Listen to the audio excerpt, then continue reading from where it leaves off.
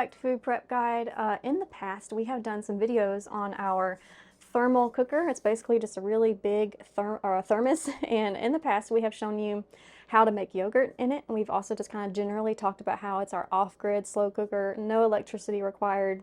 It uses residual heat to cook your food over a long period of time. And in those videos, we had some comments about asking to show a complete meal in the thermal cooker using fresh meat specifically. Because in the past video, I did like a just add water meal where all my ingredients were dehydrated and they were prepped in a jar, and I just poured it in with some water. And it is a little bit different when we're cooking with fresh meat, but not all that different. So today we're going to be making a Mexican chicken dish that I can use later on tonight for whatever we decide to do, whether it be tacos or quesadillas or burritos. Basically just the wrapper changes, the inside stay the same. So we're just going to do like a basic Mexican chicken and show you how to do that in a thermal cooker. Let's get started. Welcome to Food Prep Guide. My name is Jordan. I'm a homeschooling mom to 3, living on 3 beautiful acres with my wonderful husband. A health crisis forced our family to change the way we think about food. Unfortunately, it also put us in financial hardship. Thankfully, the solution to both challenges was the same: to live off the land as much as possible. For us, that means growing a garden, preserving the harvest, raising chickens, and cooking from scratch. It's definitely a family affair. And friends, too. Meet Stacy, researcher, author, and lifelong learner. She entered the world of food preservation in the crazy days of 2020. She joined a gleaning co-op, and a local grocer offered her clearance produce in bulk, and so the adventure began. Together, we're reclaiming the old ways of food stewardship and teaching them to the next generation.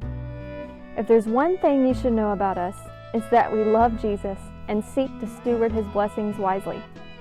Our table always has room for one more, so y'all come join us. So the first thing we're going to do is add in our meat, and I've gone ahead and just chopped up some chicken here. So I'm just going to place that in. I've already got my bowl or a pot on low heat. I'm going to go ahead and turn that up to medium heat now that I've got the chicken in there. And I think some questions that we might get from this is, does it have to be chopped meat? Can you not do like just a whole chunk of meat in the thermal cooker? And you absolutely can do a whole chunk of meat in the thermal cooker. In fact, thermal cooking is fantastic for cooking whole roast. It turns out so tender, and maybe we can bring you a video on that whole roast some other time. But just know that you don't absolutely have to chop your meat. It's just we're going to be making tacos or quesadillas or something, so we do want chopped meat for this. So the very first thing I'm going to do, actually, let me get a spatula. The first thing I'm going to do is pour in enough water on top of this chicken to completely submerge it. And then we'll move in with the rest of our ingredients. So let me get some water.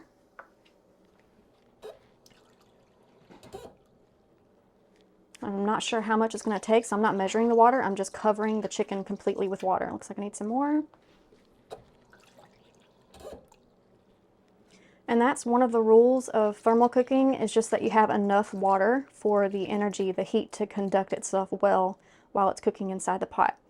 And then covering the meat with water, at least in this recipe, you wouldn't have to cover the meat with like a roast, which I'm just going to go ahead and plan on doing that video in the future because I think it would be helpful. But since this isn't going to be like a soup recipe. If this was like a soup or a stew recipe for thermal cooking, you wouldn't have to add in any more water. It's just basically you need like a heavy amount of liquid to start with. And just to ensure that we have that correct amount of liquid to start with, it's just the easiest way that I've found to do it is just to, step 1, cover the chopped meat with water. And I have a couple of pieces that are above the water line, so I'm just going to go ahead and add just a tiny bit more.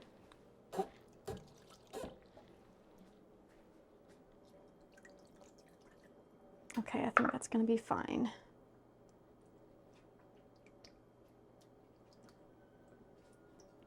Okay, so now we're ready to add the remaining ingredients. So I'm going to add a pint of beans.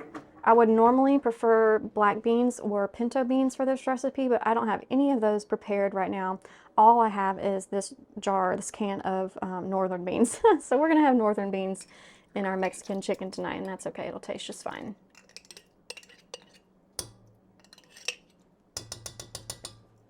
Next, I'm going to add a jar of salsa, and this is going to be both liquid and seasoning. I'm not going to be seasoning this dish at all other than to put this pint of salsa in it.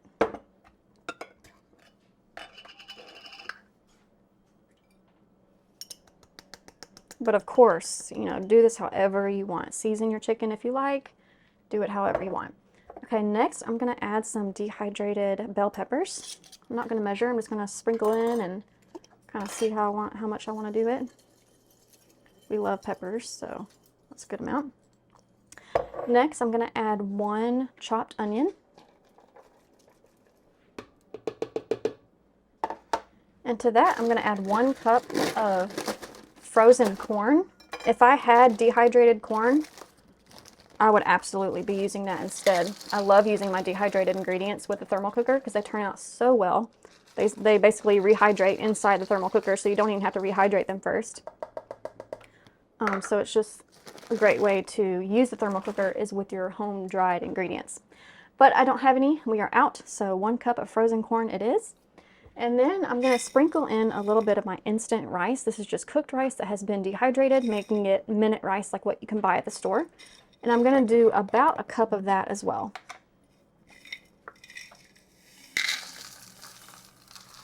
A little bit more than a cup. Now I'm going to give it all a good stir, and I'm going to judge if I need some more water. Again, we pretty much want everything submerged in water before it goes into our thermal cooker. And since I do have dehydrated peppers and then I have that dehydrated rice in there, it'll be even more important for me to make sure that everything is nice and submerged under enough water. That's actually looking pretty good. I'm going to add just a teeny tiny bit, maybe about 1/4 cup to 1/2 cup of water. Just because I do have those dehydrated ingredients in there.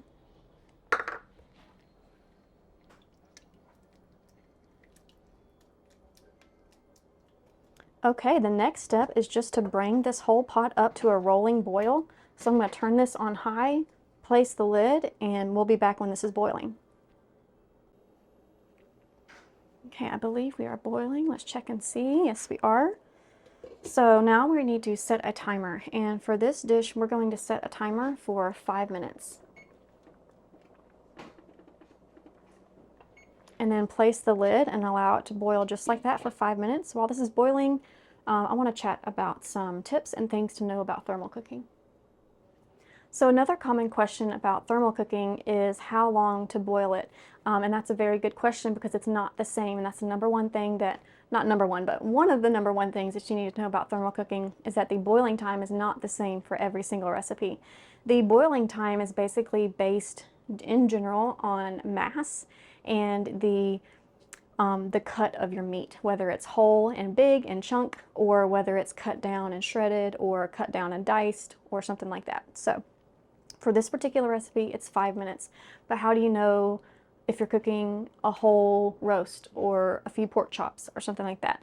So the best thing to do is just to go online and type in something like a thermal cooking chart or something like that. I'm going to do my best to get y'all one of those and get that posted on the website, but we don't have one right now. And I'm going to try to work on getting one up, but I just don't know how long that's going to take me because that's going to take a lot of research and just gathering all of that together. So we will, Lord willing, have that for you, some sort of thermal cooking time chart, and when it does, I will come back to this video and link it in the description box below. But for now, the best thing to do is just to Google it and look for different times. So in general, if you're doing a soup, let's say you're doing a soup that has no meat in it, you only have to boil for 3 to 4 minutes. That is like it doesn't matter what your recipe is. If it's a very heavy liquid, like a super stew with no meat in it, it only needs to boil about 3 to 4 minutes.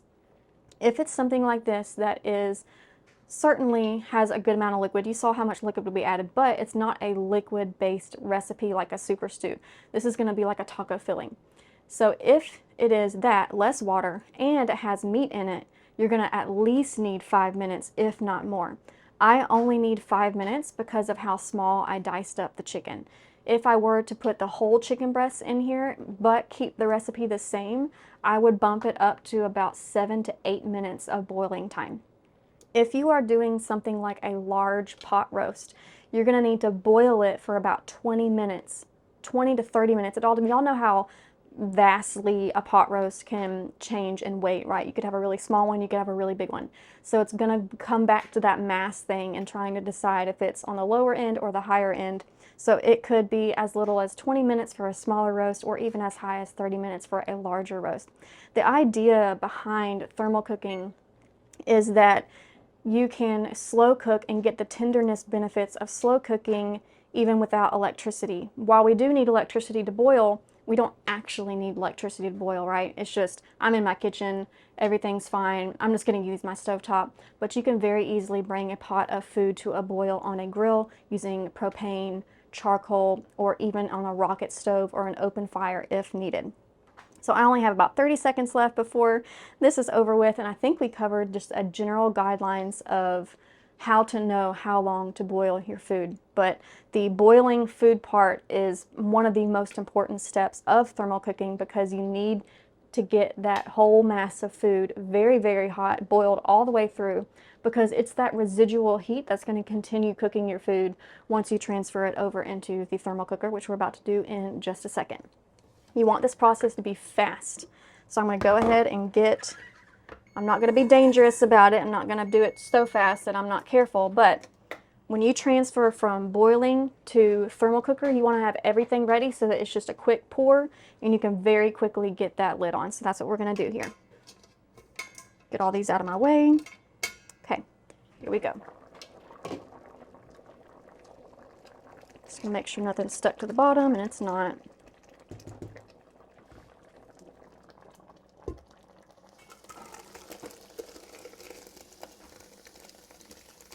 Oh, there's a little bit stuck to the bottom. Get that out. A little bit of that instant rice stuck to the bottom. That's okay. I'm going to very quickly show you the thermal cooker and what it looks like, because that's another point that we need to talk about real quick. You see how full it is? Okay, I'm going to talk about that in just a second. Let me get the lid on.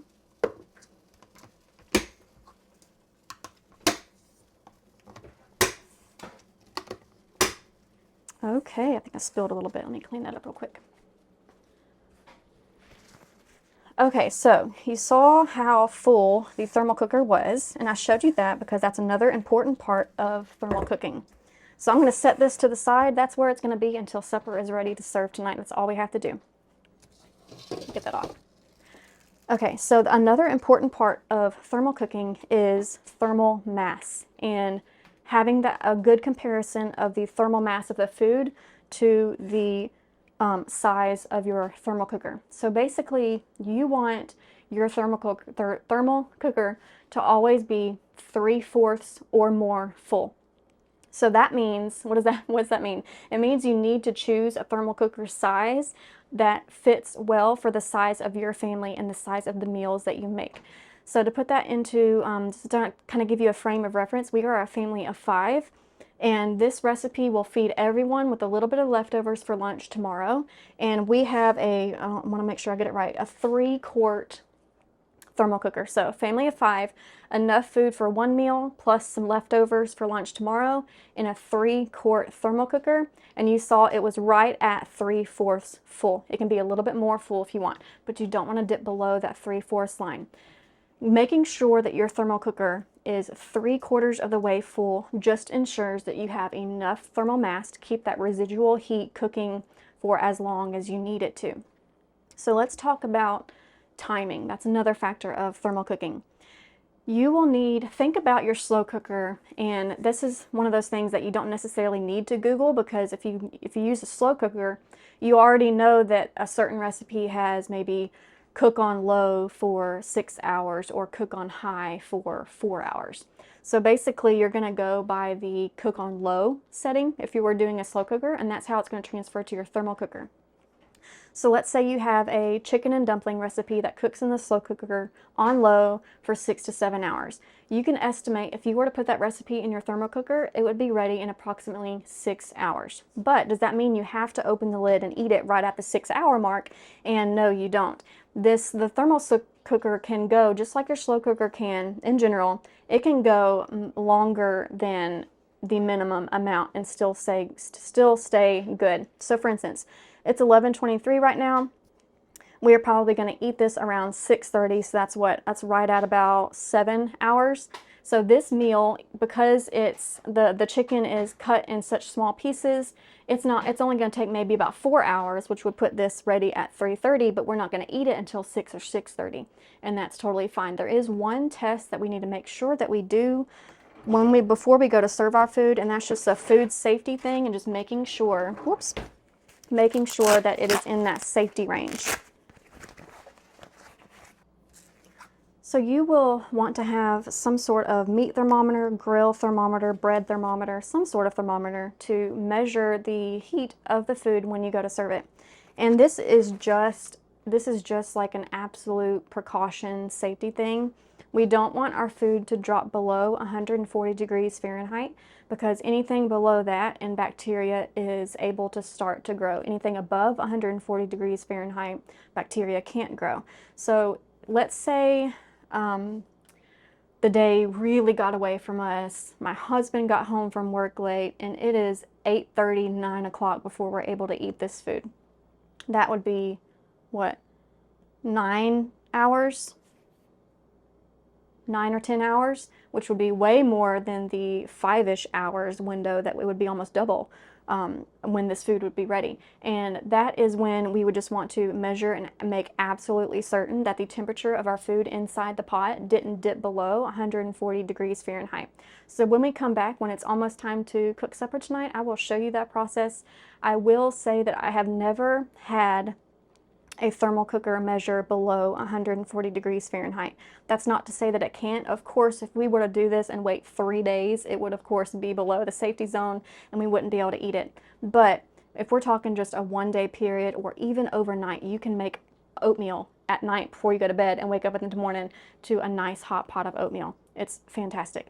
But it's just a safety thing, just some peace of mind to make sure that it hasn't dipped below 140 degrees Fahrenheit, but just know that I've never had it dip below 140 degrees Fahrenheit. So I don't think it's typically a normal thing if you were to prep your supper in the morning and then eat it in the evening. 9 times out of 10, probably even more than that, it's gonna be within the safety range. But just have one of these on hand so that you can check and make sure. Okay, we will be back and I will show you when we're time to eat. I'll show that measurement, show you the consistency of what the food looks like, and I'm excited about it. I'm excited about some tacos tonight. Okay, it is right at 6 o'clock, so we're gonna open up this thermal cooker and get my thermometer, get that ready. Remember, 140 degrees Fahrenheit is the number that we don't want to dip below. So I'm just gonna open it up, stir it, and then we'll measure.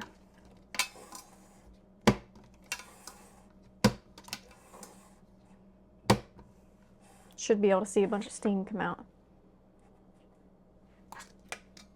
I don't know if the camera's picking that up or not. Okay, I'm gonna give it a good stir. Ooh, that smells good.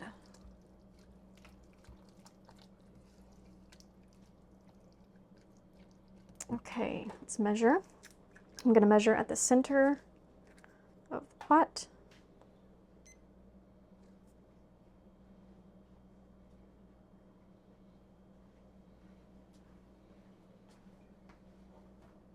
We're at 147, it keeps creeping up, 147 degrees Fahrenheit. Looks like it's stopping right at 147 degrees Fahrenheit. So that's 7 degrees above 140, so we're good to go. Safe to eat. Let me get a scoop and bring it up closer. I want to get a chunk of that chicken, show you how that chicken cooked up.